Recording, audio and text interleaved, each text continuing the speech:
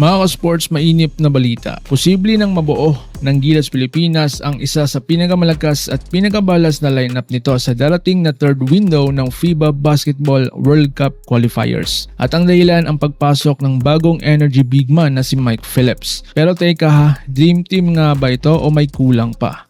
Tara, simulan na natin. Kung trip mo po ang ganitong content, paiwan ng follow at pa-subscribe na din. Tara po, simulan na natin.